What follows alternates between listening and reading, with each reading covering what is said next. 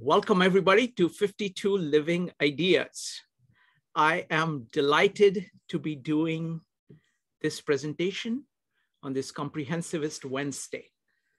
In Comprehensivist Wednesdays, we're trying to connect different fields. We're trying to bring all the fields together to live comprehensively, to think comprehensively, to incorporate everything we can possibly incorporate into our thinking and let it guide our actions.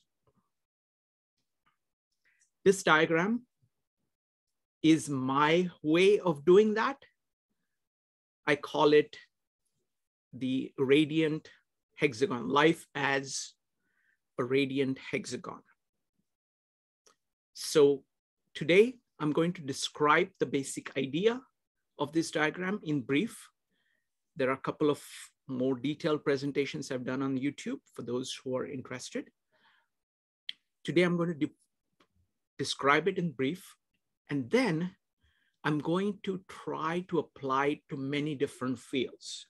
I have some fields that I came up with, some fields that people have recommended. So one of them is going to be fallibility. How does this connect it to fallibility? How does this connect to the OODA loop? How does it connect to the work of Nietzsche? How do you use this to measure your strengths and weaknesses? So we will try to apply it to as many different fields. And I am open to, I would like your recommendations, your suggestions on what you would like to see this one applied to, okay? So let me go ahead.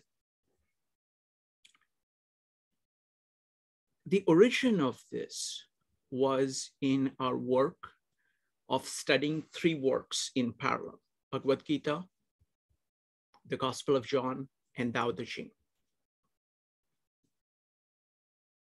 The core idea was that of the center and the periphery. Center being the truth, goodness, God, whatever you want to call it. And periphery was something that was going away from the truth, turning your back on the truth, goodness, and universal principles. That's where it started.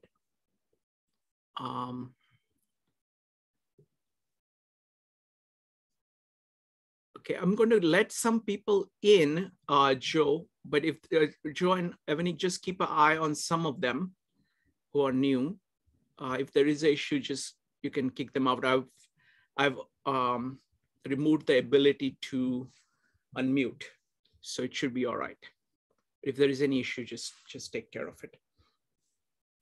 All right. So that is what, so the first point is that about center and periphery. So you can see here, the center is right here, and these things are periphery, okay? The core idea of the radiant hexagon is that there is function. I'm most influenced by Louis Sullivan. So Louis Sullivan is my primary influence in this respect. The way he formulates it is that there is a function that's at the core, and the function creates form. It creates its own form. So that is the movement from the center out to the periphery. Think of it as a tree. The center is the seed. As it is growing like this, it is a sapling, then it grows up fully to be a tree which bears fruit, which produces seeds that go back. So it is this loop going back between this center and this hexagon. That is what life consists of. Some leaves fall off the tree, and they're dead. They're no longer part of life. And that's what the periphery is. It is the result of the process of life, something that is no longer sustaining the function. So life is this loop between the center and the periphery. So this is the first idea of this movement. The second idea is to see different dimensions of human existence. Your heart, your mind, and your body. This idea came to me first from Bhagavad Gita. The thoughts pushing towards wisdom about who we are, our self-knowledge, is what is called Jnana Yoga, pursuit of self-knowledge or pursuit of wisdom. The second one is Bhakti Yoga, which is red here. It is devotion. It is your love of the center. And the third one is Karma Yoga, the green here, which is your work towards the center, your moral, virtuous action. And these three are three paths that are described in Bhagavad Gita, and they interact with one another. When you know the center better, you love it more, and you act according to it more.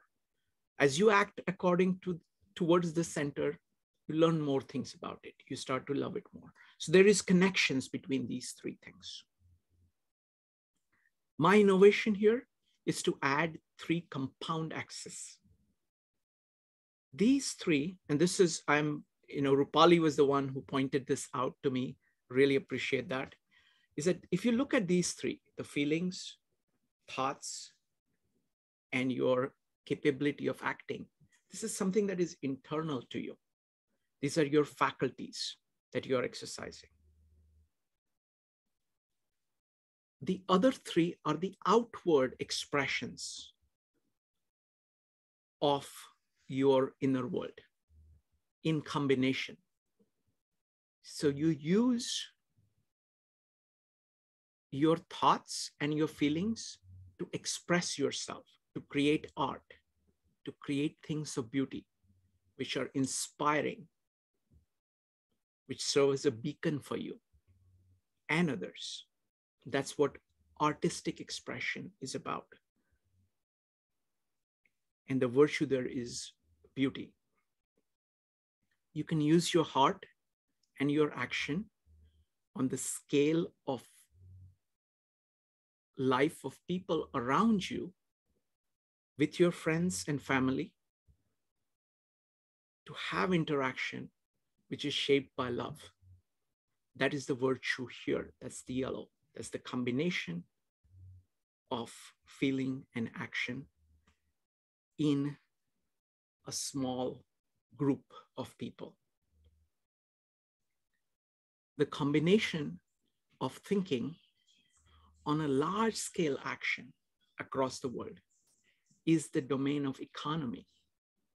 And there, the virtue is prudence. Thank you for Brian for pointing that out. I really appreciate that. So you have these three compound domains which are external part. You have your creations, you have your friends and family, and you have your place in the economy. So those are the three external supports that you have.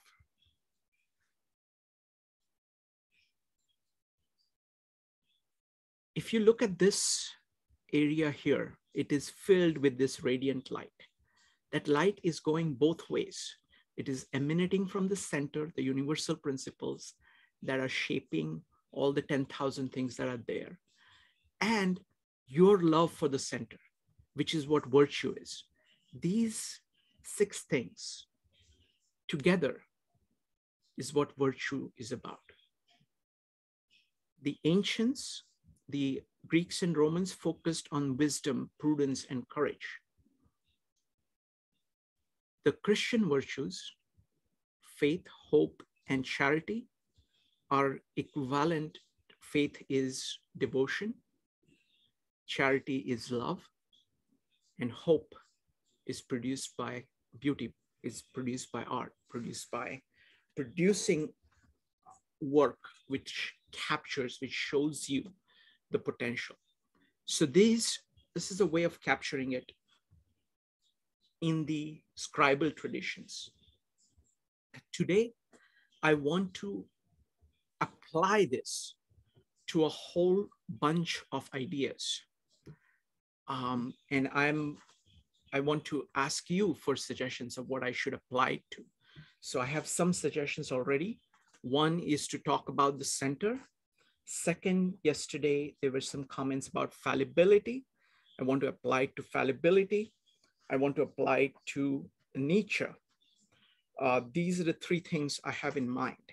So firstly, I will ask you if you have any questions. So firstly, I want to tell you that I have switched. I had these, the way in which I had represented the peripherals, all these 6 peripherals, was different in the last diagram. I think this is a better representation. So let me describe that.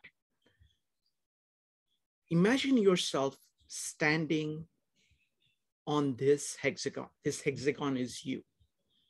You have essentially 2 choices. Either accept the truth or deny it. Say yes to life or say no to life.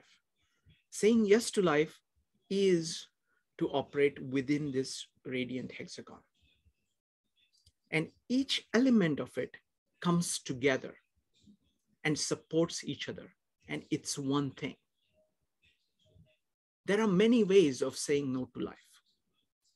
They're all about going away from the center.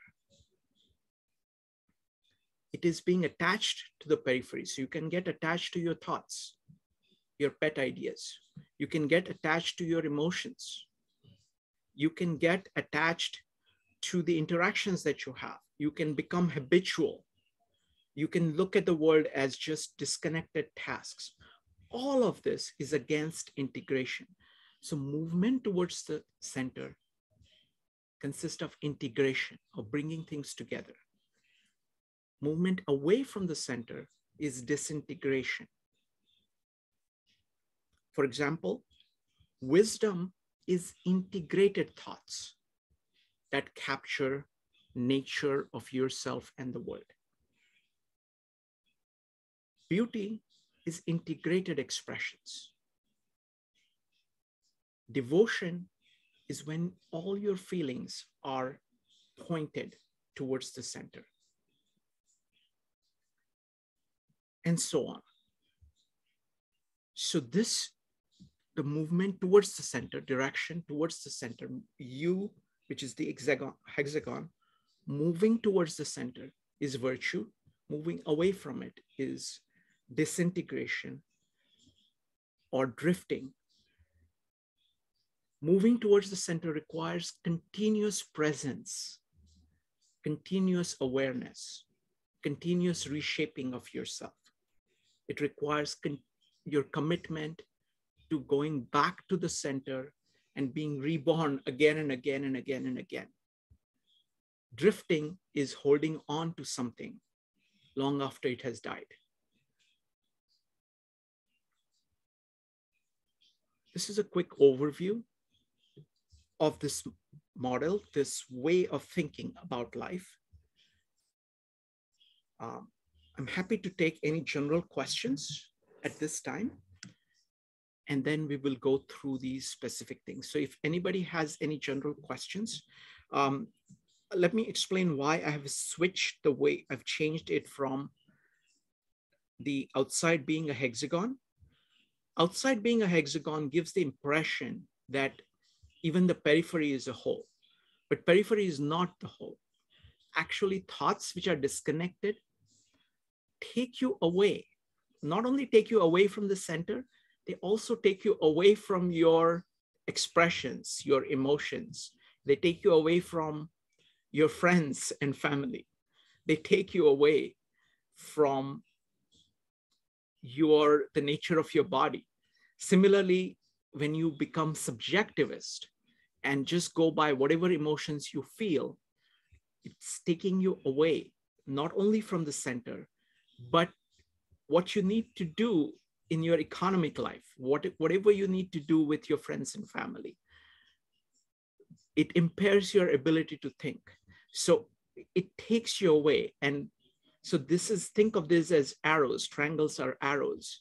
Now you're either pointing towards the center or you're pointing away from the center into the darkness, into the nothingness.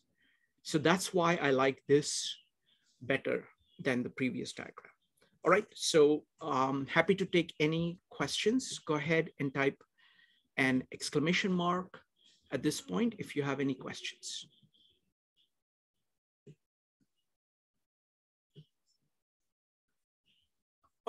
First, I want to ask people who have listened to the presentation before versus or watched the video, what do you think about the change in the diagram from a hexagon into the star? Do you think this is better or worse? And if so, why? We'll start with Evanik. I think it's better. I think it shows transformation, right? Either direction. So when you were saying, for instance, that thoughts, if you're going towards the center, turn into wisdom, which brings you closer to the center, expressions, which bring you closer to beauty, and so on and so forth. It's the transformation of you coming from the periphery into the center and becoming more godlike, or, focusing on truth. Whatever that is transformational. And quite the opposite too. If you're going away from the center, you're drifting, but you're also transforming. The choice is, what are you transforming into? That's where you get the choice at. So I think this is great. And you can see like directly how feelings turning into devotion, for instance, bring you to the center. Interactions turning into love brings you to the center. If you're going out of it, and it's a good way to judge where you are too, because if you're concentrating on your thoughts rather than wisdom, then you're kind of drifting, and you can turn that back around. Same thing with all of the other things that are in the periphery. And I think it's clearer as to what is the periphery versus what is the center. So I think it's super clear and it's great. And I like it better than the hexagon. Wonderful. Thank you. Thank you, Ebony. Great comments. Really appreciate them. Maritza. So at first I didn't like it, but listening to you explain it, it does make a lot of sense. And I actually really like that it seems that you can fold it all in on itself. And that's attractive to me. I'm not entirely sure yet if it's attractive for an intellectual reason or if it's just the symmetry that is calling my name here. But if I look at it a little bit more objectively, the idea that folded in on itself, you can only see thoughts. You have to wade through thoughts to reveal wisdom. I kind of really, really like that concept. And it's the same with, you get towards, courage through your actions. So you have to wade through actions in order to find that courage. And the same, it holds true for everyone that's bended over, and to reveal what's underneath of it. I really like that. I also like that the point now is facing outward. It seems to imply that it continues, but it's because it's narrowed in that direction, perhaps it's further away from the point that you're seeking. So it's like you can keep going further and further away, and you can get and obtain a sharper thought but it may not be a thought that is sharpened with wisdom because you're going in the wrong direction. So, you know, I like that with this one, I can sit and tease it out more just by looking at the diagram. Your first version required a little bit more explanations, I think. Thank you. Wonderful, wonderful. Thank you. So I want to respond to both Evanik and you. So firstly, first point here is that it's only triangles now. So it's like everything is a triangle. Secondly, the directionality is very clear. Like this is away from the center, this is towards the center. So that directionality is built in. I also like the idea of folding. Like, you know, you're looking at, like yesterday, Rupali had talked about the rhombuses.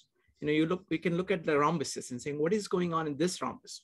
What is going on in this rhombus?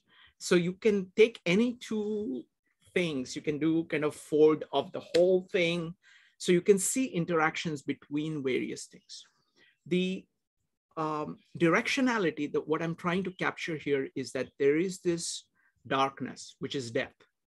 This is life. And this one is actually you're going away from life into death.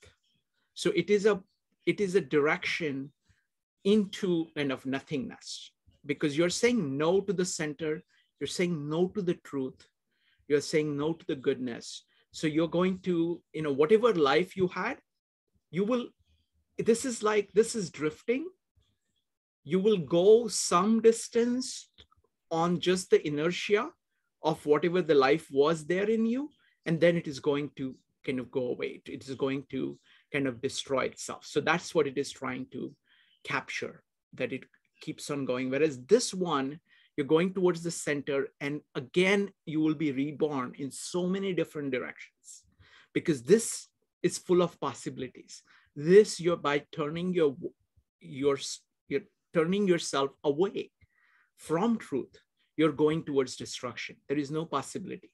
You're saying no, like if, let's say you're going through thoughts here, you're turning your back not only on the center, but you're turning your back on other people. You're turning your back on the economy and what economy requires. You're turning your back on your feelings, your own feelings. You are becoming stilted in your expression. So you're turning away from everything, and the scope of your life is narrowing to nothingness. So just great observations. Really appreciate them. Thank you. Next up is Joe. Yeah, I was going to mention something similar. Is the idea of a triangle within the triangle, and that it can be folded within itself, and that does make it much more appealing, at least to me. I do like the idea of a spider graph a little bit better on your octagon, but this can be converted into a spider graph much more easier, because these are now the axis of the spider. We'll come to that. The radar graph is now going to be along this, and it's going to actually make the lines appear just by this axis. This is the line. So it's actually becomes a lot more easier. Visually, it becomes, those radar graphs become far more prominent. That's another reason I did this. Go ahead. Or the hexagon, I'm sorry. It was like, but no, I think that this is actually, it captures it beautifully. I mean, I can't say much more than other than the fact that I do like the triangle within the triangle and how it can fold in on itself, as Maritza had actually pointed out. I thought that was an excellent comment. So no, I like this a great deal. Wonderful, wonderful. Thank you, thank you. I mean, what I'm trying to do is that I'm trying to capture so many different relations in one place. So that's what I'm trying to do. Next up is going to be Brian, followed by Rupali. Brian. So if you were to give this hexagon a title, what would the title be? The title, I'm calling it the, life as radiant hexagon. That is the title that I have, my working title right now. I want to say, what I'm trying to do is that I'm calling it hexagon because that's the most direct way of naming it. I'm calling it hexagon because I'm drawing attention to the fact that there are parts. There are 6 different parts. I'm calling it radiant because radiant actually captures 2 things. One, it is like a radial, like it is coming from the center, and it is light filled. And it is light filled in 2 ways. It's like these are actually mirrors which are reflecting the light. So it is like the light is coming from the truth, universal principles on you, and you are reflecting it back. So you're doing, it's like the, in Bible, it is the, yours loving God. It is your response to the Brahma. It is your, like in Bhagavad Gita, it is your loving your own core. So that's why radiant hexagon is what I'm using now. Okay, next up is Rupali. Shrikant, a couple of things. I like the idea of the folding hexagon. So I'll start with that, that the 6 outward triangles. I'm sorry, Rupali, are you driving? Yeah, but I can. You're able to talk with safely without. Yeah. Okay. Yeah. Okay, go ahead. Of course. Yeah. So I was going to say that I like the idea of the folding triangles and the hexagon. I think there is also a 3-dimensional element to this. I'm just using my architecture background in this case, that if you look at this diagram as a top view, then it's a hexagonal pyramid, hexagonal based pyramid.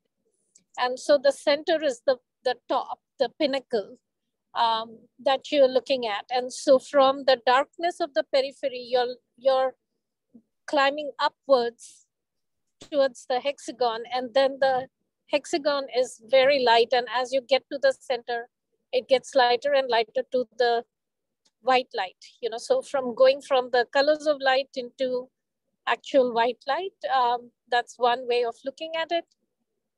And the second thing, I agree with Joe, I did miss the scaling element, but I know that you have something for it. And yeah, those were the 2 points I wanted to make. Thank you. Wonderful. Thank you. Thank you very much. I really like your point about the 3-dimensional nature, because this is the highest point. This is the highest point. And this is up to a point where you are connected to the highest point. And from here, you start going downhill very quickly. That's the structure of it. So again, this is Comprehensivist Wednesday, so I'm trying to connect it to as many different things as possible. Okay, so let's start with Genesis here. This is impromptu connection with Genesis. So that's going to be my first connection. This hexagon is the Garden of Eden. Now, if you look at Genesis, there is other things in the world. There are all those, rivers, Tigris and Euphrates, and there is world out there, okay? But man is in the Garden of Eden, and God is right there with him. That is the center here. And God loves his children, Adam and Eve, and they love him. And they are looking only to God. And that is the Garden of Eden. Now, what does the serpent say? Serpent says, did he tell you not to eat fruits? So what is he doing? He is saying, is God good? He's raising the doubt about goodness of God. Did he tell you the truth? He's raising the doubt about the truth of God. Okay, he's giving you something in the periphery, which is the fruit of the tree. This is also the tree of eternal life. This is the seed, it produces the fruit, and it comes back. This tree of eternal life is the same as eternal life that Jesus talks about, which is being focused on the eternal principles and living by it. That's what these two people have been doing in the Garden of Eden. They are living with God. What the serpent is doing is that he's saying, and God knows that they're children. They are not capable of actually figuring out what is good and evil, what is actually going to the center and what is not going to the center. They don't have the capacity yet of making that distinction. Okay. So what the Satan is doing is that he's saying, did he tell you the truth? And he's offering them a fruit of the tree, a result which is out in the periphery, without actually having the ability to produce it themselves, to have that tree within them. They eat it.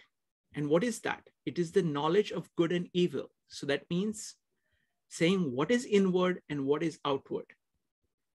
They don't have the capacity of actually figuring that out. And when you do that, when you actually take the responsibility of saying, I am going to choose, what you need is courage. What you need is wisdom. He has undermined the love and devotion that they have for God. What does Adam do when God finds this out? He says, she made me do it. So he's not taking the responsibility for the action. And she who you gave to me. So he's putting the blame squarely on the center of saying, I am over here because of you. Okay, so that is the way, that's the reason he gets locked out of this. This is the Garden of Eden, because he has lost his way. Because in order to actually go here, you have to be able to say no to the periphery. Fast forward to the crucifixion and resurrection. Crucifixion, it's all about sacrifice. You're sacrificing these things which are no longer adding to this. You're taking the pain of giving up things that you're used to. These are your habits. These are the people that you know. These are your feelings. These are your thoughts that don't add up to the center, in order to choose the center. And when you do that, you are reborn from the center. So it is a way of saying no to this, paying the price. That is what is needed actually to handle the knowledge of good and evil. So that's what that is my take on the Genesis and resurrection in this diagram. All right, any comments on this? You're welcome to make any comments. Any thoughts? Evanik.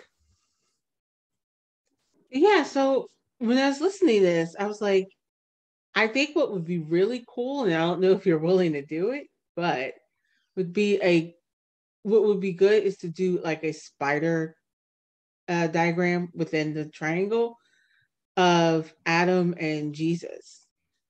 Yes, yes. We will do that. Okay, spider diagram of this one. Okay.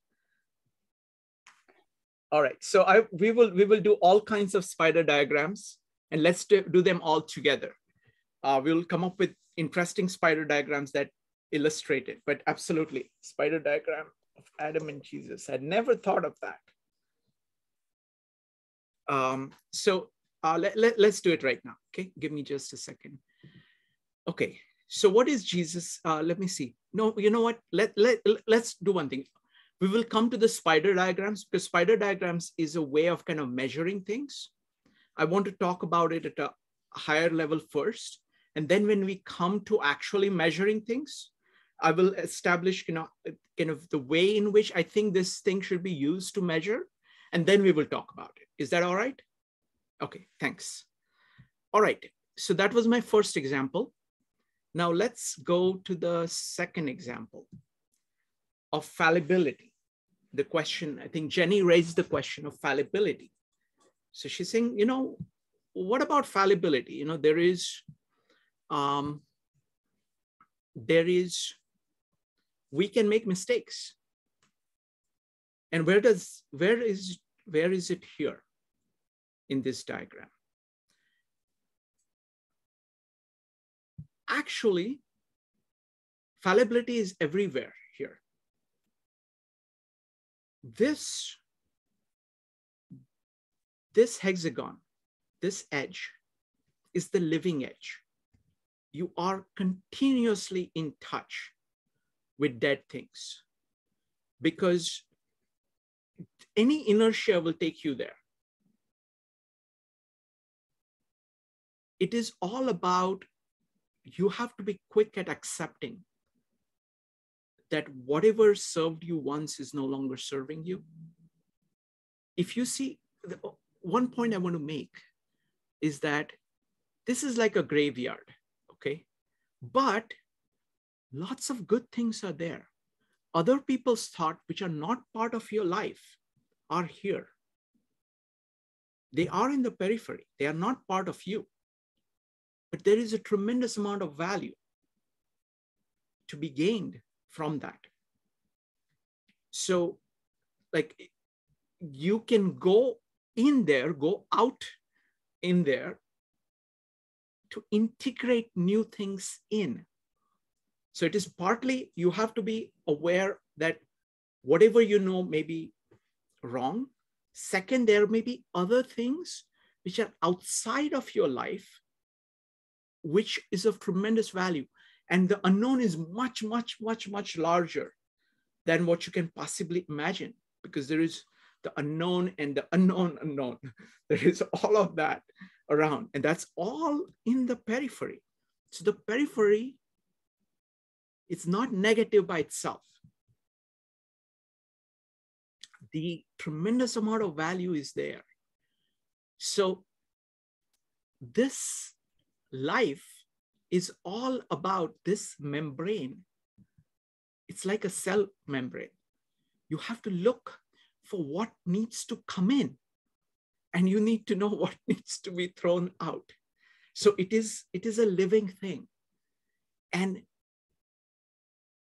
living requires focus on the present. It requires your awareness. It requires that you be aware of things that are at the periphery of your consciousness. And if there is something that doesn't quite add up, you need to have the courage to move your sight and focus to it rather than away from it. And all of that is necessary. So I think this model actually is showing the power of fallibility. It is saying that you have to be willing to sacrifice things that are no longer of value to you, to be continuously reborn. That is what this return to the center is all about. In Tao, number 16, we read about return to the center. It is the return to the center that rejuvenates you. And doing that continuously is a requirement of living. So that's what I would say about fallibility. So any comments or questions on fallibility?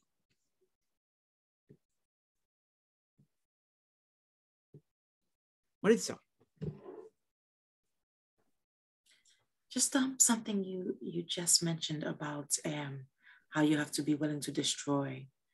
Also, the fact that this model folds in on itself also gives a nice visual to as a reminder that just because you cannot see wisdom, it's not there. So, like, you know, if you fold thoughts in, all you see is thoughts. And so if you're, you know, the mind in like the mind at rest is in chaos, right? Because our natural state is chaos, then you may not be able to see that wisdom exists, and you may find yourself wanting to, you know, embrace the assumption or the false, but you know, the false truth, as it were, that there is no wisdom, you know, it doesn't exist. Like, why? I don't see order, no order exists. But the nice thing about this diagram is that the folder on top and the three-dimensional aspect tells us that even when you can't see anything past these chaotic thoughts, or even when you have so many things to do and all you're doing is work with tasks, you can't see wisdom, you can't see prudence, but they're still lying underneath. So I really do like that. And it works for all of them. Like, you know, we can get so caught up in just action that we fail to see, or we feel that we cannot see how one could possibly be courageous in this environment. And we can, you know, want to believe that there exists no courage. But this diagram gives us that reminder that it lies underneath. If you can just keep moving, you can find it if you're moving in that direction. Wonderful. Thank you. Thank you, Maritza. Next up is Evanique. Yeah, so my question is, are you saying that we can use our fallibility to bring us to the center? So let's say, like, for instance, expression. No, actually, let's say interactions, right? Or actions or interactions. Even in our fallibility, is it that our fallibility can bring us to the center, that can bring us to more love, even though we mess up, or even though there's fallibility? Is that what you're saying? No, the way I would put it, let me put it in, let me state it, and then you can tell me what you think. What I'm saying is that fallibility is the nature, is part of our nature. So we can be wrong. And accepting that is a huge deal. So being aware that you could be wrong and making allowance for it, being open to that, is what you need in order to keep this loop going. Because the moment you say that you are infallible, you become inflexible. And the moment you become inflexible, you're dead. You're kind of, you know, you're like, again, I'm using Tao Te Ching here. Tao Te Ching is like, life is supple. It is responding to things. It is reacting to things. When you say that you are infallible, you become ossified. You become rigid, and you're not able to react to things. So acceptance of fallibility is the same as accepting of this living flow that shapes the life, and which is life. Infallibility means that you are holding on to some product, whether it be your own art creation that you made, whether it be your feelings, whether it be your thoughts, whether it be your actions or what you're doing at work or the way you are interacting with people, you're holding that as not to be questioned, as given. Moment you do that, you start to die. So acceptance of fallibility. What I'm saying is that acceptance of fallibility is necessary for living. Does that make sense? Yes, it absolutely does. Wonderful, thank you. Next up is Joe. I have more of a general comment. I'm looking at this, and you can actually map out every scenario that of human existence into this. Like I was going through various even days, things in my week, Mm-hmm. and it actually captures some aspect of this. Both the thing that I really like is both on a macro and micro level. That's the interesting thing, is that the you could see the periphery is actually more micro. That those are the actions, and then you could see the macro and the bigger picture things inside the octagon, which is actually what your hexagon. I'm sorry, I keep saying that, but the idea that you can actually, those are like, that's kind of what your goals are essentially, and your overall strategies are, whereas everything on the outside is how you're managing those things to get to the middle. It makes it, but every scenario that I came up with, just even playing around with it with my week, I could come up with something that fits into that. It's pretty fascinating. Excellent. Joe, that is a profound point. That's exactly what I'm trying to do.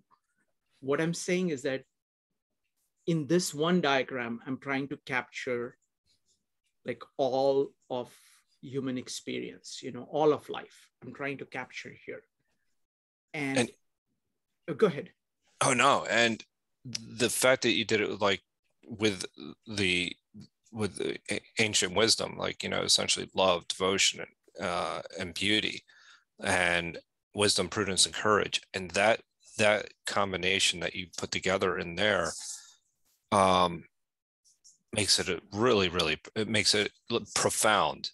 Like it really truly is timeless wisdom that we're able to actually map to, which is far more robust than any modern type of approach to mapping, basically our daily lives.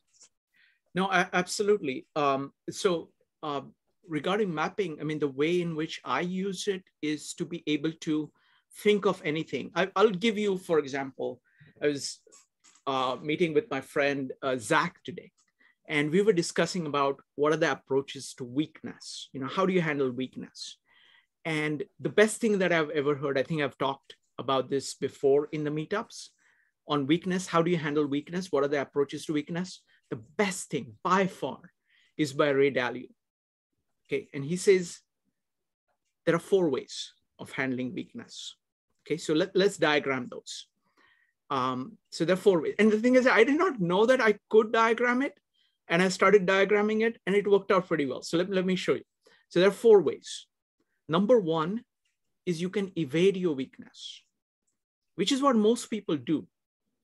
So what is evading your weakness? That means you are saying that the truth, you're saying no to the truth. So you're going away. So that's one way. Okay, you just say, no, I'm not going to look at it. Okay. And that's a surefire way of carrying the weakness and letting it impact your life in an unlimited way. Okay. Let's say that you're not going to go away from the center. Okay, so that is definitely bad. Now, there are 3 ways he talks about of how do you handle weakness. Number 1 is you can try to do what you can to improve on the weakness. Okay. Number 2, you can work with other people who are strong where you are weak. And number 3, you can rearrange your life so that the weakness doesn't hurt you as much. Okay? So when you actually work with other people, so this is like people that you closely work with, because you have got a same kind of a common goal that you're working with, it's actually a win-win arrangement where you're working, that they are helping you. Like, for example, my planning ability is not particularly good. I have people whom I work with who are fantastic at planning. My ability of innovating things on the fly is fantastic as compared to theirs. So we kind of accept that.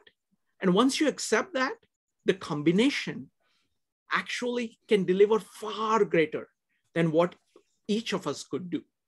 But prerequisite for that is for both to realize that, look, I'm weak at this, and this person is stronger. So this is all about accepting your weakness as a starting point. Then you can work with people together. I always think that I used to think that trying to improve is the first thing you do. But I have realized that actually working with people who are better, who are good at where you're weak, is the first thing to do. Because firstly, it needs to be done. Like a level of planning or level of whatever it is that you're missing, if you have that actually operating in your life, that's going to be much better. Secondly, you can learn a lot from a person who is very good at something that you're weak at. Because even if you think that you're making progress, you have become twice as good, you may be moving from 1% to 2% of what is needed. And you will not know it, because it's only by seeing people who are really, really good at something that you can set standards for yourself, you can learn. So the courage to change is here. Okay, so this is improving in terms of yourself. And the third one is the virtue of prudence, of saying that restructure your life so that your weaknesses don't hurt you as much. And you can use combination of 1, 2, 3. And that's a far more stable way. And you're saying no to anything which is kind of opposite, going in the opposite direction. So you're saying, don't do this. This is what most people do, so don't do this. And you do combination of these 3. And you can see that, this actually does a very good job of mapping out what these possibilities are. So thank you. And I find that, so no matter what I'm thinking about, whether it is an idea like that, or as Joe was saying, your day, this is absolutely intended so that you can map these things out. Thank you. Next up is going to be Judy. Judy, go ahead. Okay, thank you. I was immediately struck when you posted your new diagram in the inverted triangles. I started counting immediately, and I counted 6 triangles in the inner area and 6 triangles in the outer area. And I have done some work with triangles in the past as art motifs. And what I understand about the inverted triangle is that it's one of the most ardent and strongest symbols of strength and of opposites coming together. And it's a very antique and old art motif, used with way beyond our civilizations in the past. So that's the first thing that I wanted to say. Then I started thinking about what you mentioned the last time about the different areas, the heart, the art, the mind, the economy, the body, and the family and friends, which I don't see it here. And I was just wondering if you're going to bring this up at a later point. Sure. Can I go ahead and respond to that? Yeah, sure. Okay. I'll respond to both of these, and then you can continue. So firstly, what I've done is that this one, for example, is the economy. And this one is friends and family. This one is the heart. This one is the mind. And this one is body, and the one here is art.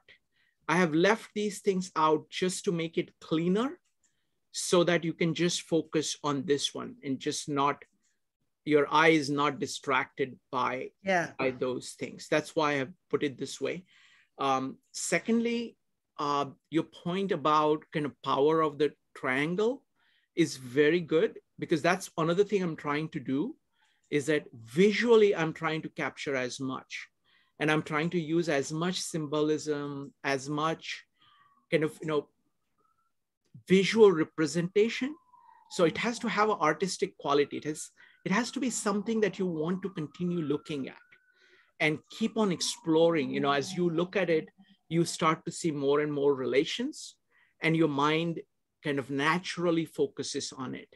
So I'm trying to achieve so many of those goals at a visual level, at a psychological level, as you're looking at it. Absolutely. Go ahead, Judy. Yeah, well, I agree 100%. What I did immediately when I saw your the new image that you're bringing to us today was I drew a circle around it. That's the first thing that I did. After I counted the triangles, then I did a circle and I put what you just mentioned, the art and the mind and all that. And then I thought of each of my areas of work that I'm doing with myself. My friends, my family, for example, is one, the love and the interactions. And I thought how I was working with each one. Then I thought about how I'm working with each one of them, the devotion and the feelings, with the heart and the love for others and for myself, the self-care, the beauty and the expressions of the artistic areas that I'm very involved with right now, the thoughts and the wisdom of all the seminars and all the readings that I'm doing and trying to improve my intellectual and intuitive senses, and on and on. So what I just made a lot of sense that working with each one of these areas and what I'm working for me, what I'm working on myself, I can continue improving with just knowing that I'm working on everything that I'm working on in a very profound way with a lot of meaning. So that's basically what I wanted to say. Wonderful. Thank you. Thank you, Judy, for sharing that. I mean, I think this is how the one advantage of this diagram is for us to keep the whole context in mind. There is a tendency all of us have to kind of focus on one thing. So we can keep going in one direction. What this diagram does is that the other things remain there. So even when you're focused on prudence or what you need to do, the fact of beauty is right there. So you will notice it and you will say, oh, but what about, in what way do I need to do that? So it allows you to keep focused on all the areas that you need to focus on.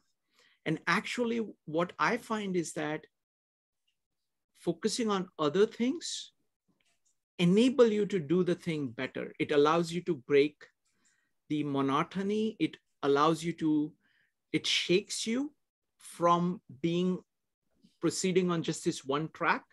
It shows you within your own self, you have more resources than we are using. This is a way of leveraging all of you.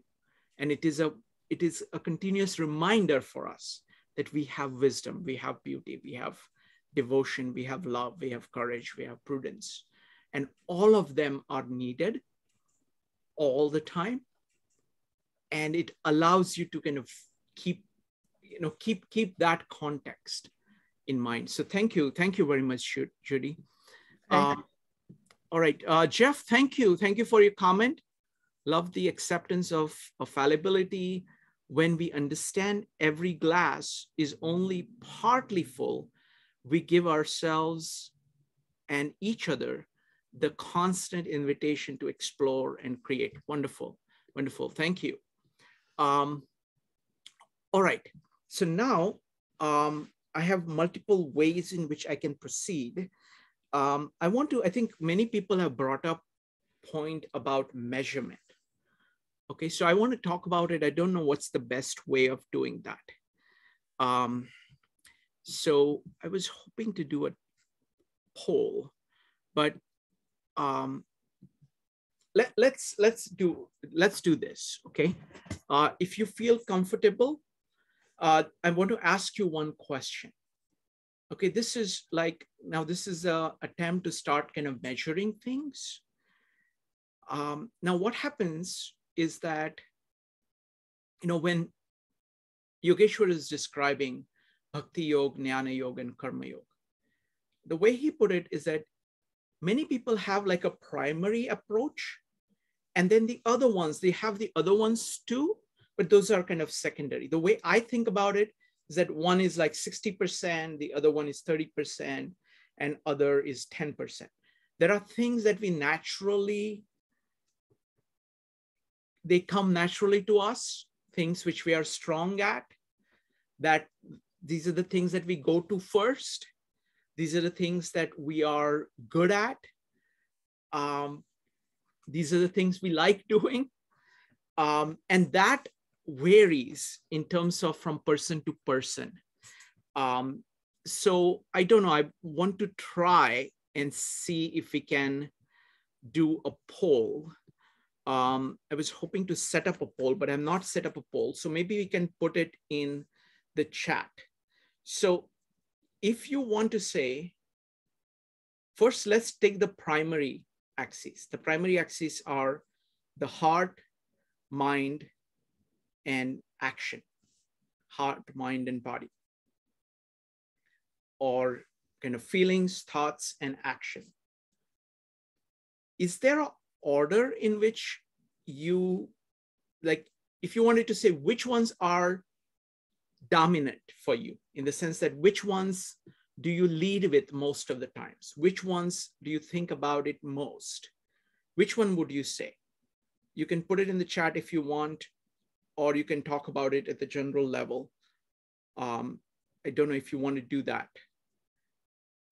So people vary on this one. Thoughts. Evanik says thoughts. Anybody else? You know what? I'm not going to name anybody. You can just go ahead and put something in the chat. I want to see a pattern. So we got 2 thoughts. So that, what is your number 1? Thoughts, feelings, and what was the question? What was the question again, please? How do you start? So what happens is that most people lead with some of the faculties. You know, some people start with, as they're most kind of feeling oriented, and they always start with the feelings. Some people are kind of thought oriented. They start with thoughts. Some people are about doing things, so they start with action. So it's not that they don't have other things, but they are kind of supportive. They are kind of the secondary things. So what is the primary thing? Okay, we got, it's mostly thoughts for everybody. Okay, thoughts. Okay, thoughts or action, 1 person. Okay, so after thoughts, so suppose you had to name the first one and the second one. What would you say? So so put it now two words. So let's say if thoughts come first for you, what comes next? Is it actions or is it feelings? Expressions. No, we'll come to the second thing. You know, we are just choosing between thoughts, feelings, and actions. What are the first 2? Yes, heart is love. No, heart I'm putting in terms of the feeling and devotion part. Action. It's a guy thing. So you can go ahead. Action. Okay, so action next. Okay. All right. So let's try the other one, other axis, the secondary axis. Now, the first one is expressions, which is art. You can call it art. Okay. Is art your primary thing? Is friends and family your primary thing? Or is work or economic action your primary focus? Or what is the relationship between them? What actually drives you most? What is it? So is it interactions. Okay, we got one interaction. So you can choose between interaction, expressions, and tasks. You can either call interaction or love, or you say tasks. Okay, we got task, expressions. Okay, this is good. So it's a tasks. Okay, wonderful. Expressions. Okay. Very good. Different times of the day. Wonderful. Okay, very good. So that was a very quick way of, that's very good. So one person points out that it varies across the times of the day, and one person points out it changes across lifetime. Absolutely, all of these are true. So now let us try to measure. Okay, the first way of measuring, so this is like a spider chart. Okay, so the way in which it works is that there are these, okay, let me go ahead and change the color so it can be clearly seen. Give me a second. Okay, I think this will be more clearly seen. So you got one axis here like this, one axis here like this. Okay, one axis here like this. Okay, what I recommend, folks, is that use pen and a paper and draw a hexagon. Okay, so these are the axes. All right, now what you have to do is that you always, so I want to make it a very simple way of measuring. So I'm trying to figure out, I'm trying to work on how to use this diagram for measuring. Okay, so I can give an example. So let's say a friend of mine, I find that his ability, so I'm trying, this is me, okay, the radiant hexagon is me, so that is where you are. Now, first, I want to make the measuring scale as simple as possible. So the simplest scale that I came up with is of 3 values. One is you say that what I'm looking at is about the same distance from the center as me. Or you can say that they're closer to the center than me. Or you can say they're away from the center than me. Okay, those are the 3 choices that you have. That's the simplest way of measuring. So let's say I'm thinking of a friend of mine who's very good at economic things. What happened to my annotation? Okay.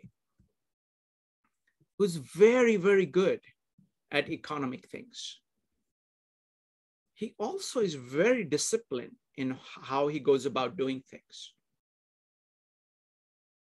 He also is better at thinking than me. He's, I think, wiser than me. I think my expression is superior. I think my devotion to things is superior. I think I am more loving. So you can see that this is the shape. Let me go ahead and use another color. So the shape would be, I'm going to make it like this. Okay, so the shape here is like this.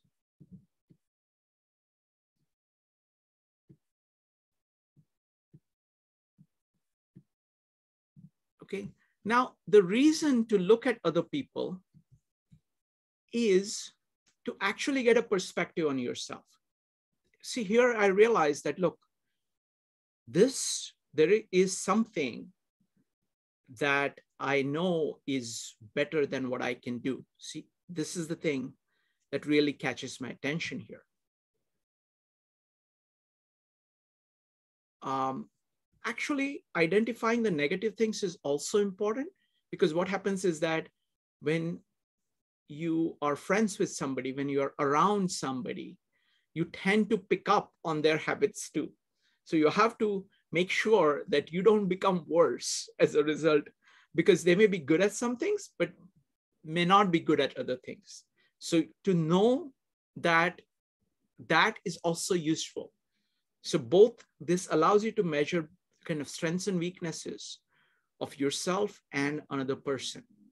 So this is the first example I want to give as a way of measuring. And the purpose of it is that you look at this and then you can look at another person. They will have a very different, like, for example, they may be, let's take another example. Let's do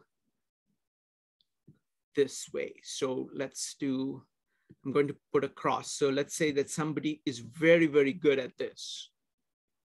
They are also better at this. You can take something like a historical figure, let's take. So let's take, Louis Sullivan. His expression is much better than mine. What he's able to do is amazing. I think his wisdom is better than mine. Just the depth of his insights is tremendous. In terms of the prudence, how he dealt with the economy, I don't think it's particularly great. Okay.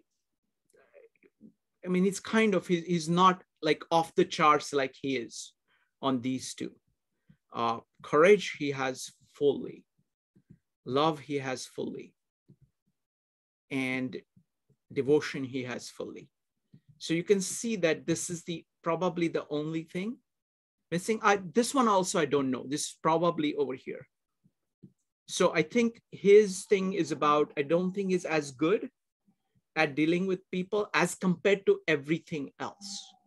So you can see that the shape is something like, let me do this. It's something like this.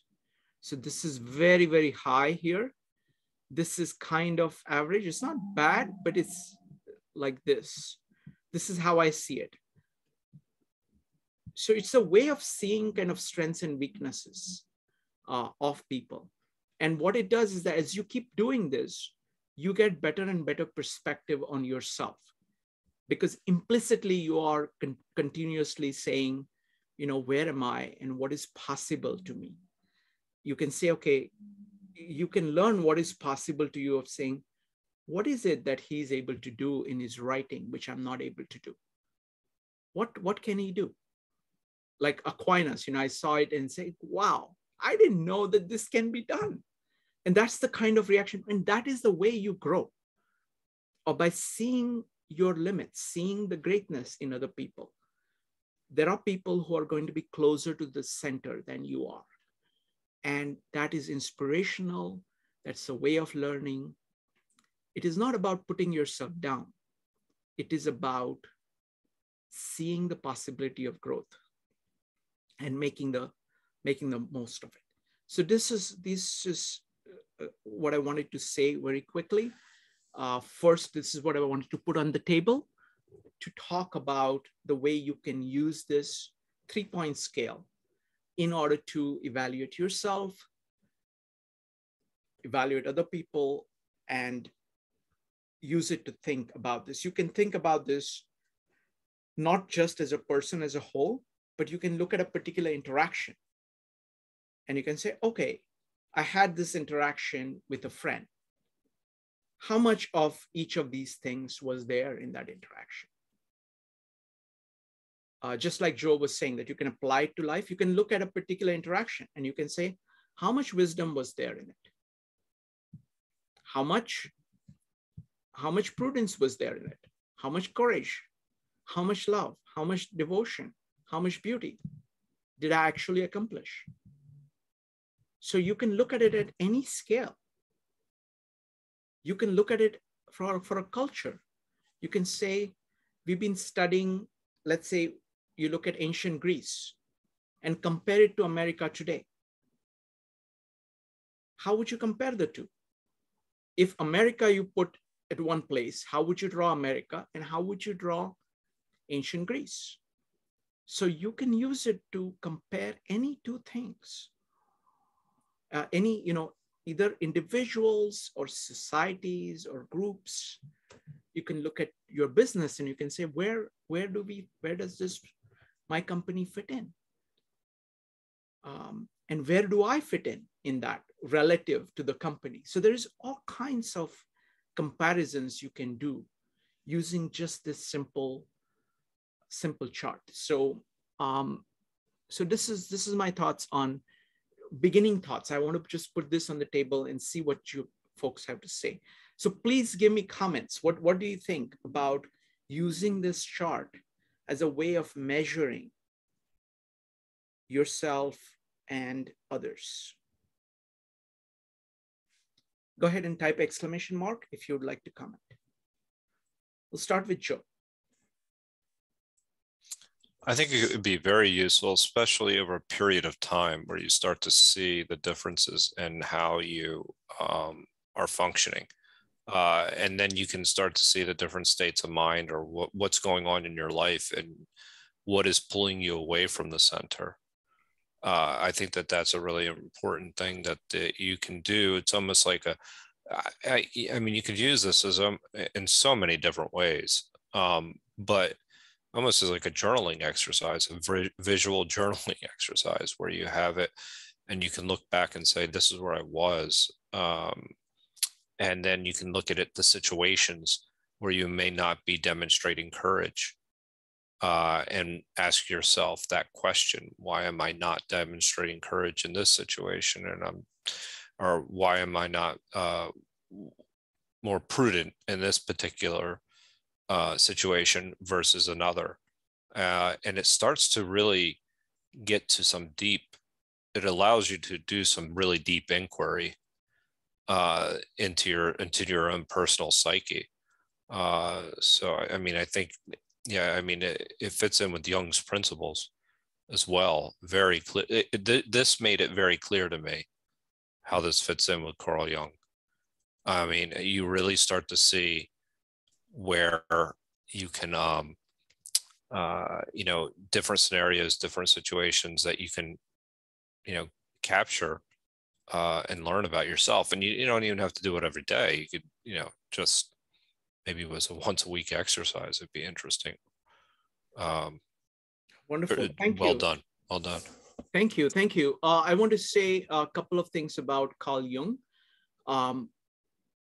The first system that I tried to learn in order to kind of map out human psyche was Carl Jung's system. And this actually maps very well into that. So the thoughts here, let me see, annotation. So this one is TI, the thoughts. This one is FI. This is very loosely based on that. This one, and this is afterwards that I got this. This is TE. This is about transforming the world through planning. This one is feelings about other people. So it is FE over here. This one is S, and this one is N. The inner part, the SI and SC is a little bit more complicated. So I'm going to defer on that. But these are you can see that there is a tension in these axes, that FI and TE are on the opposite side, and the FE and TI are on the opposite side. So there is tension. It's not contradictories, but they're contraries. So there is a very interesting energy dynamic between the two ends of these axes. So there is all kinds of other interesting things to be explored. Thank you very much, Joe, for the comments. Next up is Evanique. Yeah, I think this is a very objective way of evaluating yourself and to choose what you focus on, because, you know, there's different ways to get to the center. So you could focus on, you know, any of the things like beauty, devotion, love, prudence, and wisdom, and get to the center, right? So you could choose what to focus on, and you can also focus on the weaknesses that you want to strengthen, because, you know, you'll never be able to focus on all of them at the same time. So to choose the one that you want to improve on the most and figuring that out could be done by plotting this diagram. And like you could plot this diagram against someone famous or someone who has the qualities that you would like to exhibit for yourself, or qualities that you want in your life, or skills, or anything. So I think, again, this is objectively an evaluative tool as to how to get to where you want to be.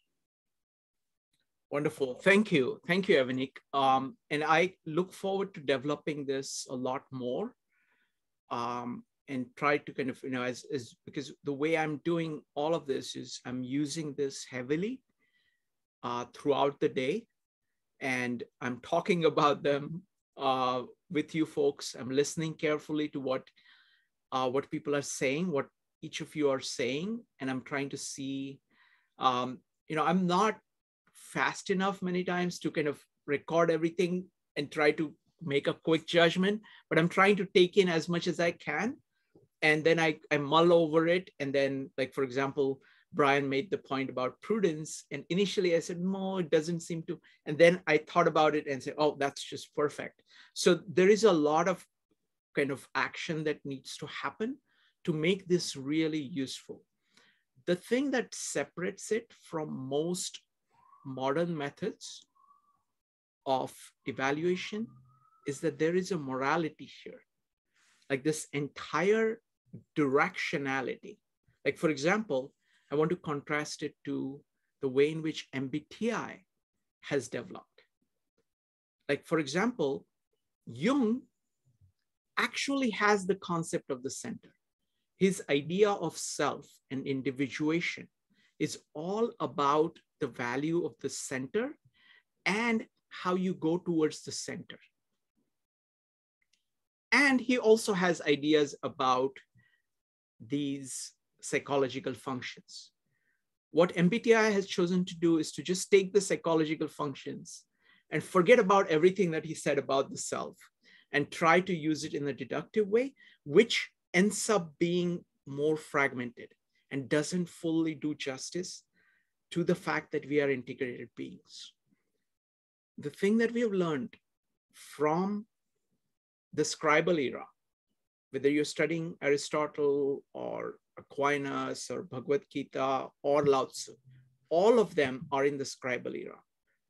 You can see this profound integration that is there in their thought,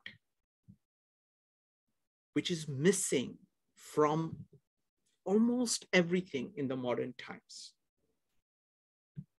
That is what I'm trying to capture, which is focusing that there is a center, and anything that goes towards the center is bringing everything together. Whereas everything that is going away from the center is taking things apart. That distinction is a moral distinction. It's a choice, whether you're going to turn towards the truth or turn your back on the truth. And that is a moral position, which is actually not the position. That's not a common position in the modern times. So that is what it makes a difference. It's also that you will notice that all these axes along this line come to the same point. They are not independent axes. They are connected at one end. So there are structural differences in this system. And I want to develop it in a way where that distinction is built upon. All right. I want to now ask people for recommendations about what they would like to see me apply this to. So I'm taking requests. Go ahead, folks. What would you like to see me apply this to? Rupali, go ahead. You can make any comments and make any requests. Yeah, as I said to you, I see so many applications of this at school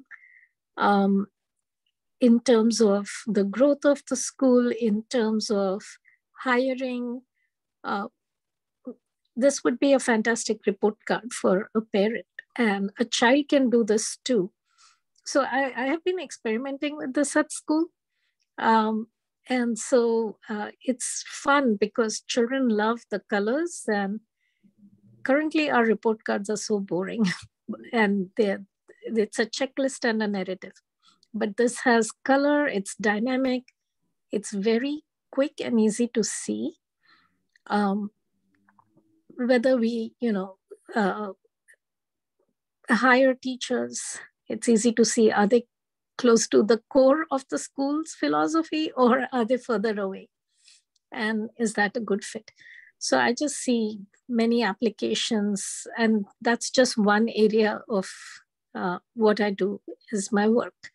But as you mentioned before, it's a constant way to check where am I on this spectrum, right?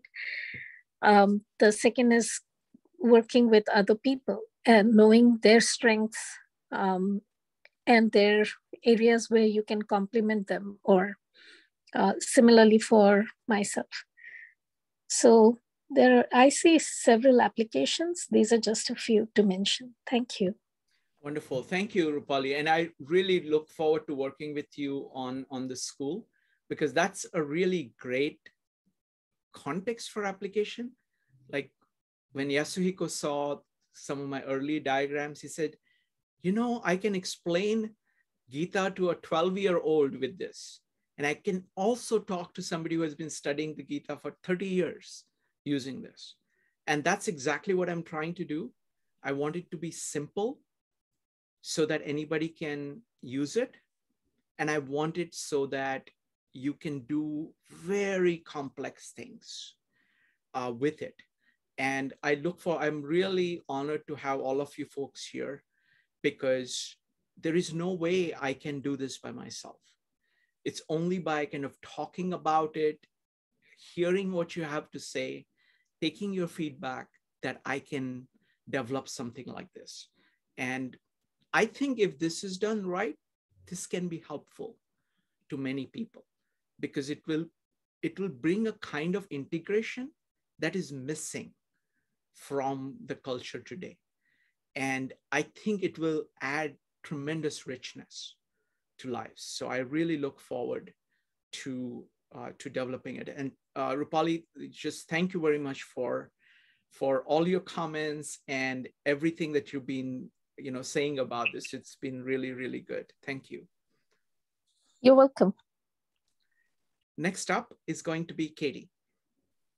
Yeah, I think it might be interesting to apply it to the mission of a company or the mission of a community of interest, because it seems like almost, I'd be curious your thoughts on how it would be different applying it to an individual versus applying it to a community. Sure. So let us try to apply it to our community here. Okay, because we've got so much, so much data. All of us, spend so much time here. So let's see. I want to invite anybody who would like to say, okay, how does this graph apply to 52 living ideas? Go ahead and type an exclamation mark if you'd like to answer that question.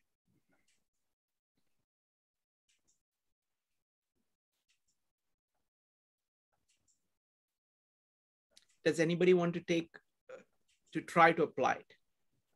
You have to, in order to apply it, you have to apply all of the 6 things and say, okay, how do they apply to this community?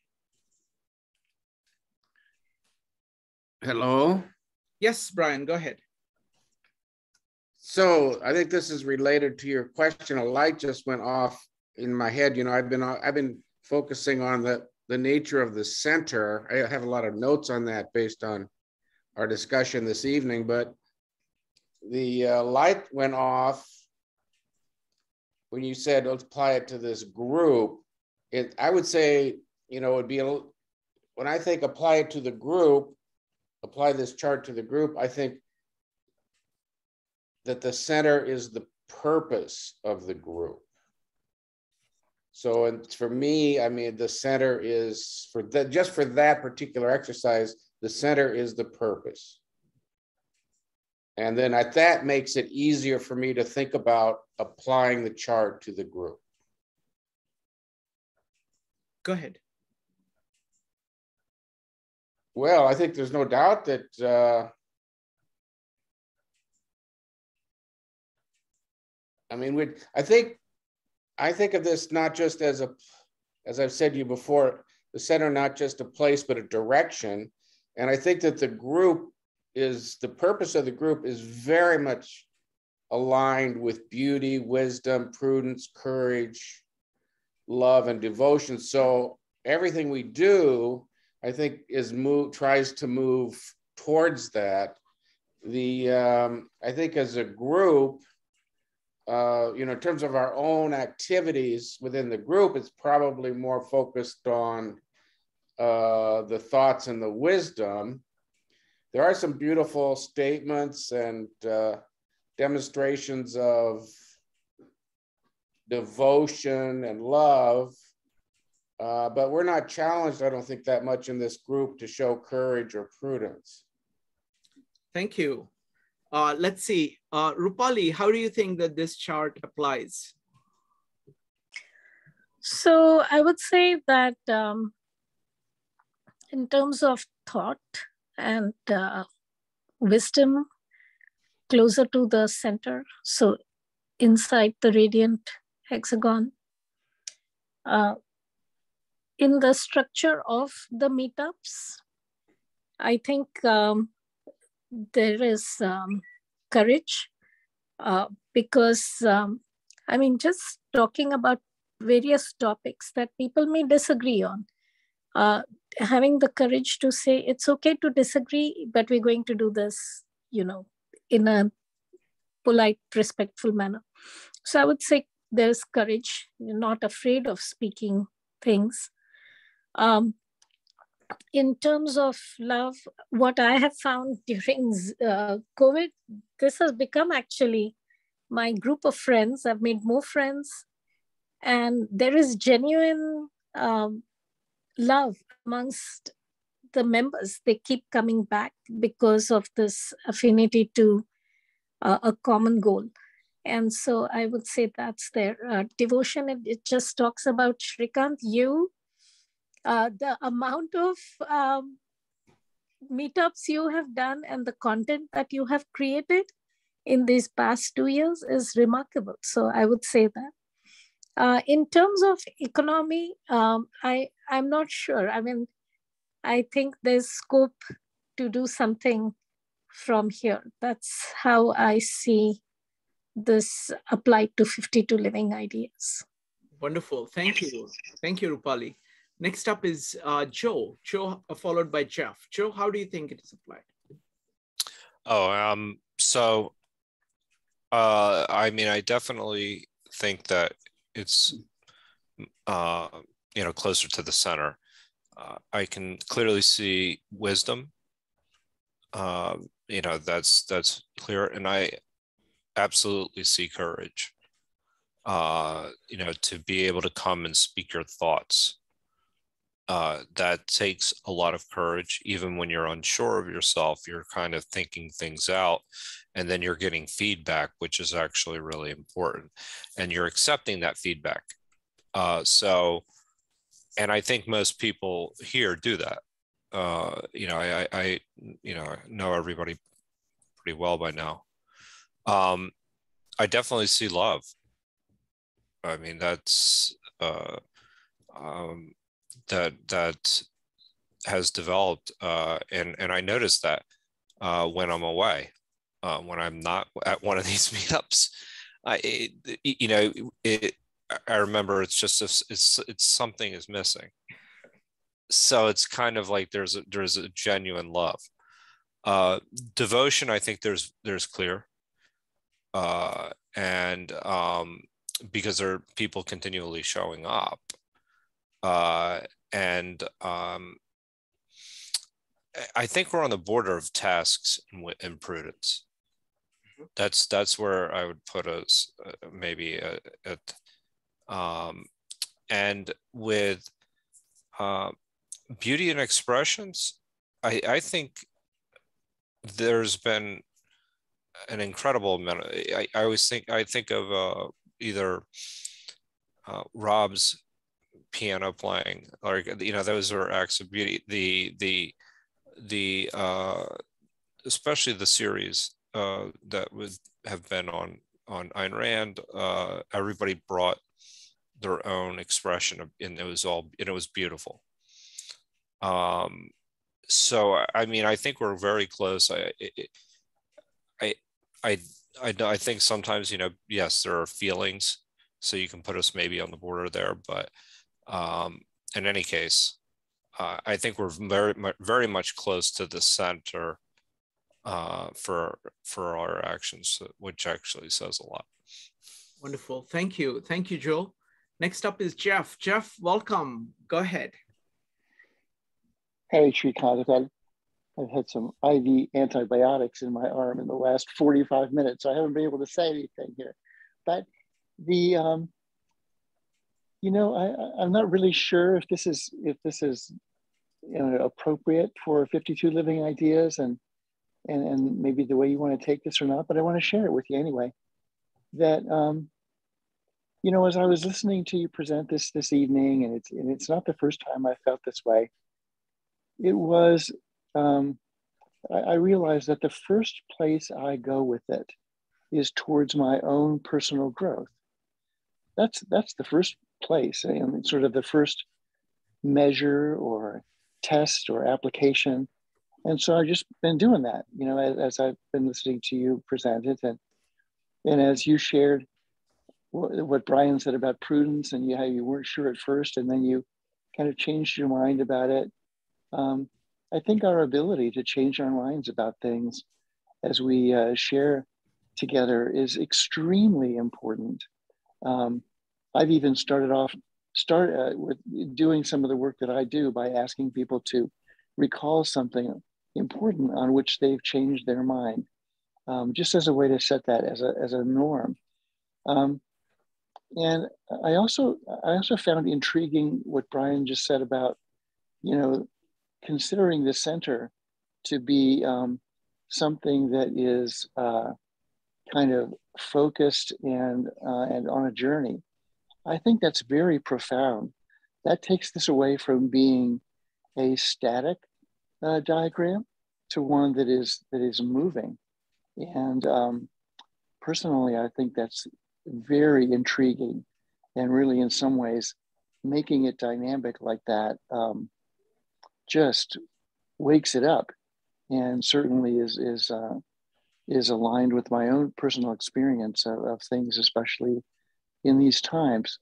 But the other thing I wanted to say, Srikant, is that your sharing of how you have personally come to view your partnership, if you will, with others, where we all bring our strengths and our orientations and our experiences and recognize that we can be complementary to each other, such that we can achieve things that otherwise would be extremely difficult for us to achieve, especially things that are complex. I think that's very rich. And so that's a step kind of beyond just personal growth, but to, you know, into the world of how people can work together to really change things that need to be changed. And I just think that that's very rich as well. So I'm not really sure about the specific application of it, but those are some of the things that occurred to me as we were going through the kind of evolution of perspectives here. Wonderful. Thank you. Thank you, Jeff. Really appreciate that.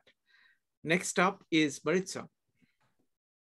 So looking at this through the lens of 52 Living Ideas, you know, I think about it as, for most of us, we're entering here either through, you know, we're seeking, we're looking at from the periphery, we're seeking interaction or expressions or thoughts, and that's kind of where we enter into this, and then those will, you know, as we move through and we interact and we're doing our thinking and we're enjoying the arts, it morphs into the other axes of, thoughts. You start to, as you combine the thoughts with the expressions, you're finding yourself with feelings. And we have, many of us, we volunteer to take upon the tasks of, reading.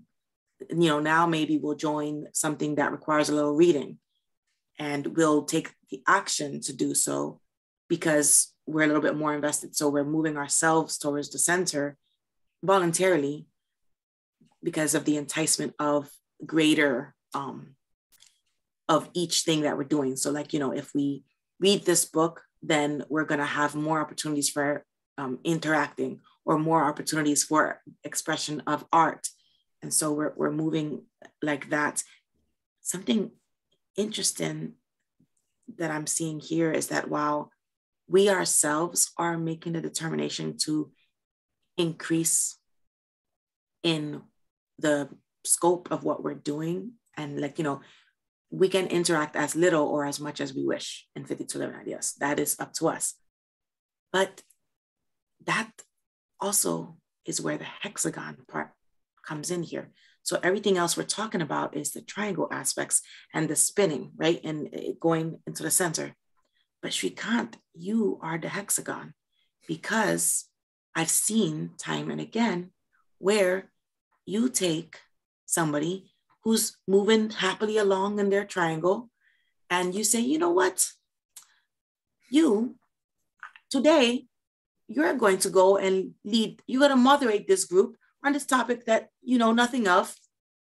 Have at it, go do it. And you tell somebody that you've been watching and you've seen them spiraling towards the center. So you perceive that they're ready to go a little bit more closer to the center, and you give them that little nudge. And then they accept the nudge. And so without knowing it, they're picking up their mantle of courage and they're moving forward, and they learn something about themselves, about you, about the group, and about each one of the outside triangles from whence they first entered. And I don't know what, from an extrapolated perspective, that would be called, but looking at it through the lens of 5211 Ideas reminds me of the fact that the triangles spin independently, A. B, no matter in which direction you are spinning them, there still exists a component of the hexagon aspect as you fall down into the center. And C, they don't interact by themselves as separate entities.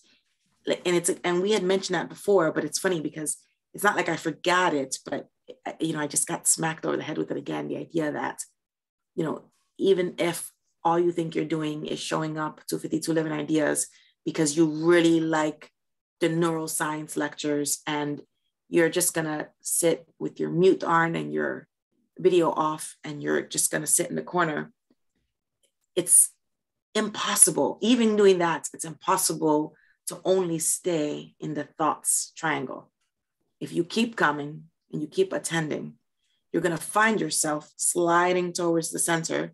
And as you slide or get nudged, you're gonna rub elbows with a little bit of beauty, a little bit of prudence, because you wanted to make that comment about neuroscience because you're a neuroscientist and you just know this fact.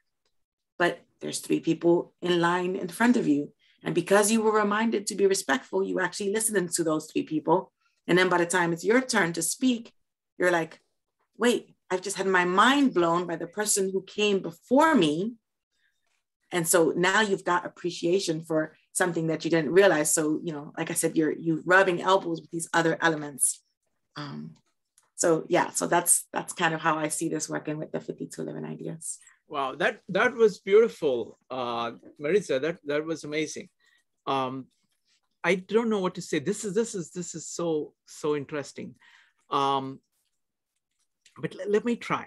I don't know if I can top anything that all of you guys have said, but let me try to talk about this. I'll just talk it out. I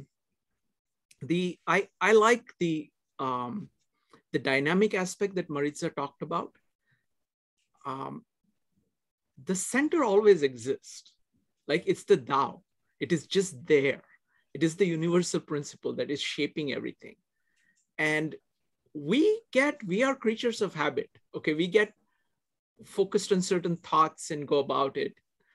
When one of the things that we do in 52 Living Ideas is just a variety of things. You know, we're not talking about just one religion. We're not talking about just one subject. We're going through many subjects. We do that on the Comprehensivist Wednesdays, but we do it across the board. It's so many different things. So firstly, lots of things are coming at you. Okay, so I want to connect the idea of comprehensivism now and 52 Living Ideas and this diagram.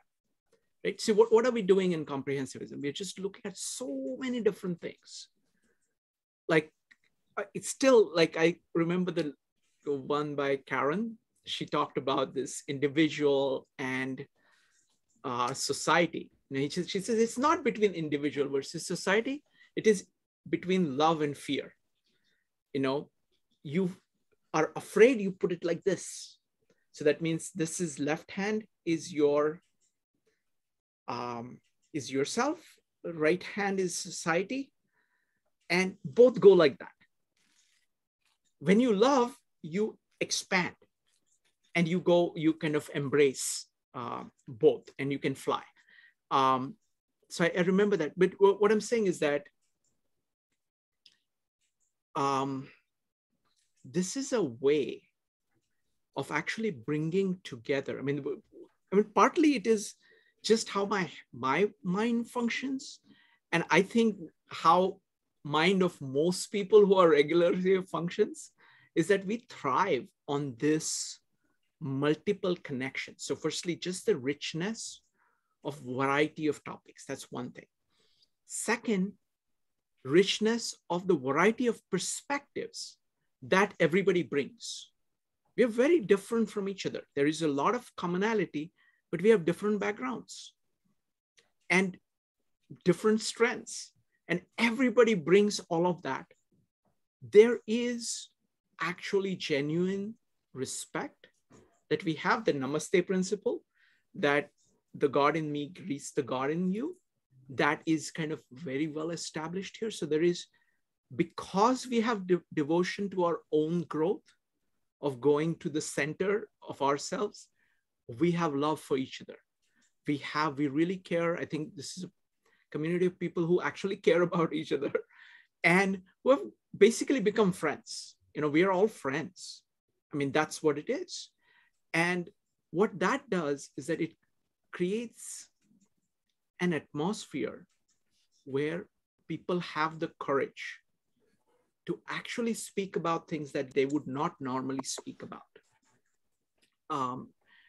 It allows for a far more richer and deeper dialogue than would otherwise be possible.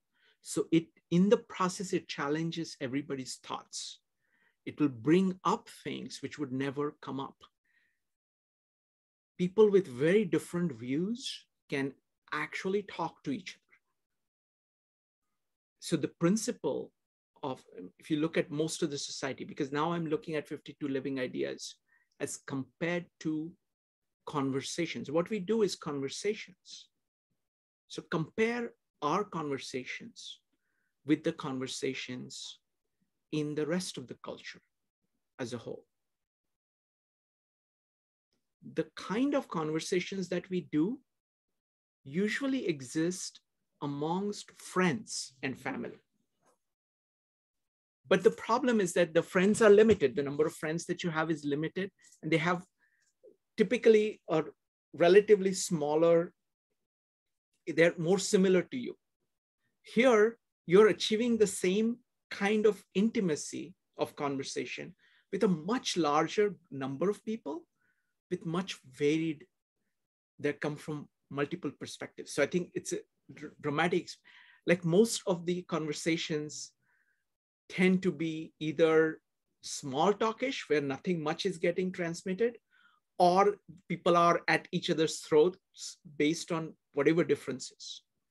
We are able to talk about very deep things together. So that's, example of kind of the courage that, that we are bringing. In terms of beauty, I find it incredibly beautiful to be able to kind of see this. Beauty is a very big value to me. So for example, one of the things I like about this diagram is that it is beautiful because it has to be beautiful, because it has to capture your attention, and you should want to focus your attention on it. So many values, are brought together. What I want to do is I want to hit a couple more points, which are very challenging. Joe had asked a question about Nietzsche. Okay, how does Nietzsche figure in this? Now let me see if I can change the slide. Okay, there. What happened to it? Okay.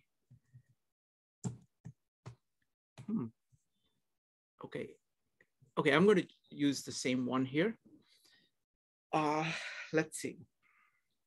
This is going to be tough, but I'm going to try. This is going to be an impressionistic way. Yesterday, I tried to do it, and that was a complete failure because I tried to map Nietzsche on this as compared to me, which is not the right thing to do, which is not what the question is about.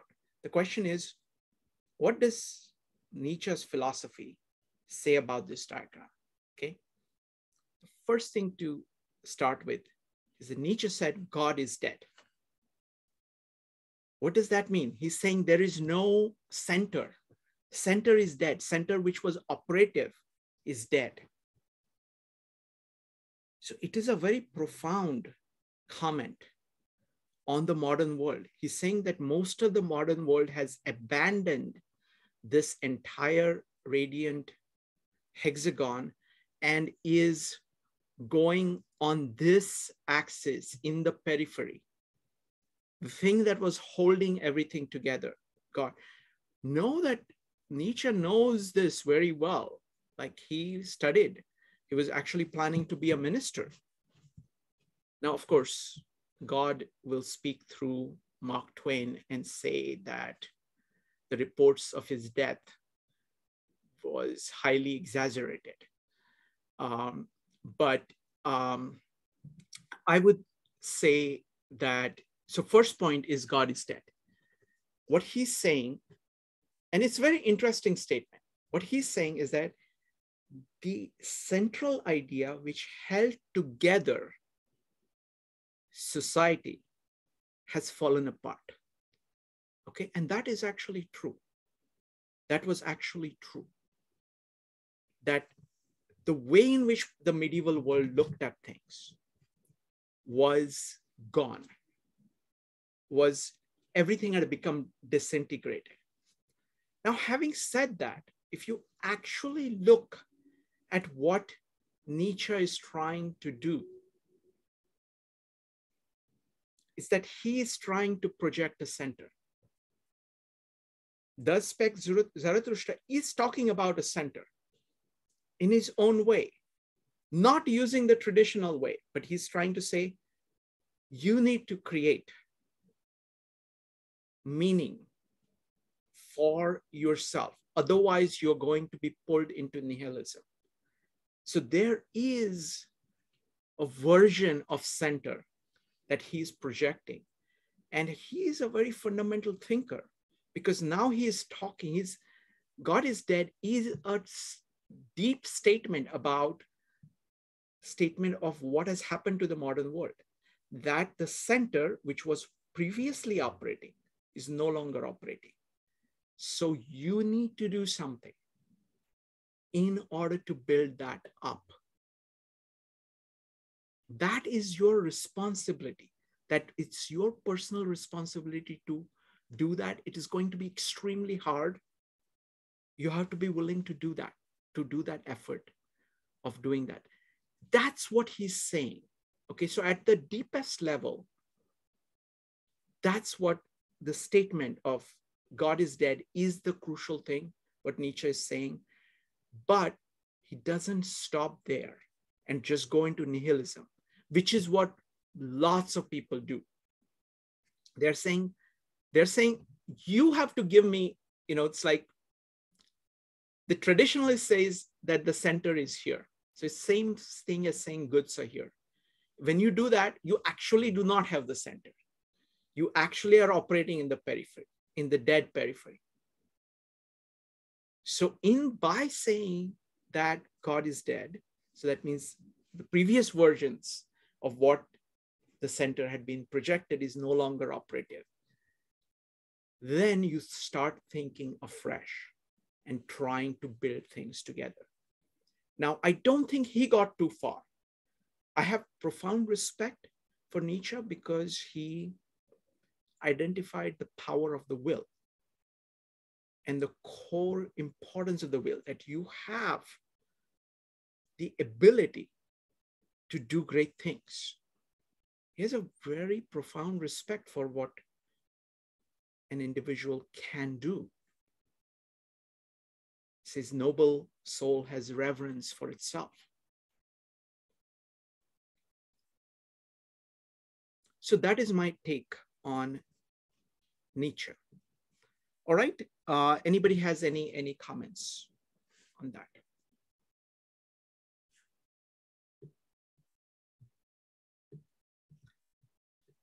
Okay. Let's see. So this was a very, I really liked this meetup.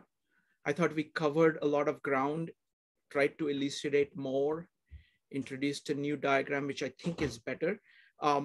One last point I want to go to is, Joe, you said that, that you liked something about the original diagram.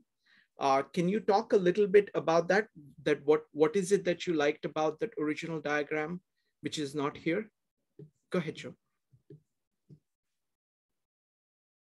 Yeah, sure. Now, I mean, I thought that you could plot the graph a lot, that would be a lot more clean. And that it would look like it would have like but you could put a spider graph on top of this as well. Just the way it would look, more or less, the aesthetics of it. In some ways, I'm looking at the old one too. How about this? You play around with it, or both of them, and then just give me your observations. I will. We can go from there. Yeah, I think that I do need to play around with it a little bit more, because I do like this a lot in the sense that it reminds me a lot of Buckminster Fuller's principles. Right. I see it. Yeah. Because what happens is that these diagrams, they're trying to, Leonardo has this principle of excellences upon excellences. You're trying to pack so much into this one thing. And there you have to make several choices. And so I've made several choices, and which means giving up of something and choosing something else. And, but I always appreciate any feedback at any level. All right, thank you very much. Anybody has any closing thoughts or anything else that you want to say? Rupali. So Shrikant, I'm looking at this form as evolving from its function. Mm-hmm. And I just thought I'd leave it at that. Those are my closing thoughts. Wonderful. It's a beautiful form. Thank you. Thank you, Rupali. All right, folks, thank you very much. Always appreciate this. And we will see you soon. Bye, everybody.